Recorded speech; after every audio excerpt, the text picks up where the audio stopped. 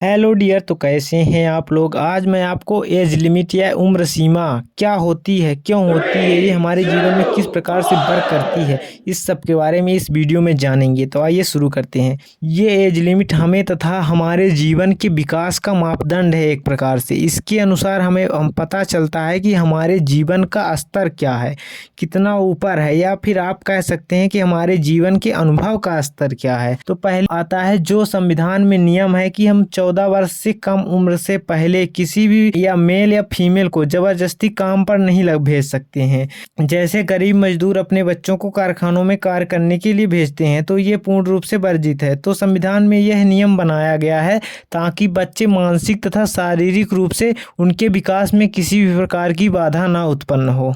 दूसरा नियम है 18 वर्ष की आयु सीमा। ये 18 वर्ष की आयु पूर्ण होने पर हमें बहुत सारी सुविधाएं मिलती, जिनमें से एक होती है मत की सुविधा, यानी वोट देने का अधिकार। कभी आपने सोचा है कि ऐसा क्यों होता है, ये कैसे क्यों बनाया गया है। ऐसा इसलिए होता है क्योंकि उससे पहले हमारे अंदर सही प्रत्याशी चुनने की जो है तो क्षमता नहीं होती है।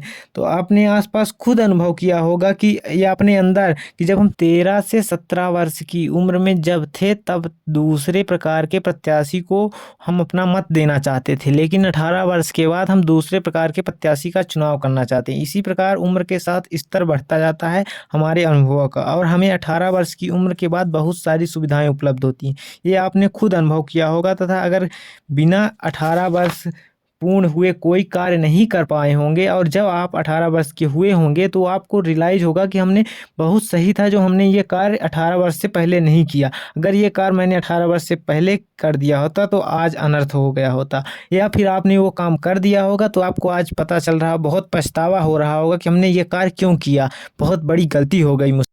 तीसरी आयु सीमा जो निर्धारित है वो सभी कर्मचारियों के लिए, लेकिन सरकारी कर्मचारियों के लिए विशेषकर है, क्योंकि ये सरकार उस पर लागू करती है।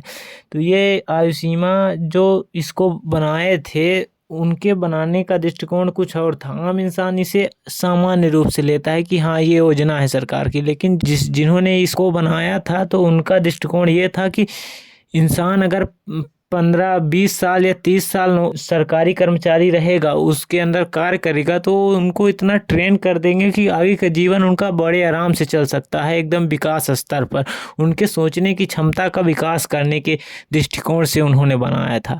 इसलिए ये नौकरी बहुत ज़्यादा महत्वपूर्ण हो जाती है। और ये एज लिमिट सरकार का एक प्रयोजन जो है तो सिर्फ नौकरी देना, रोजगार देना नहीं है, बल्कि उनके जीवन के, उनके सोचने के स्तर को बढ़ावा भी देना है, इसलिए बनाई गई थी।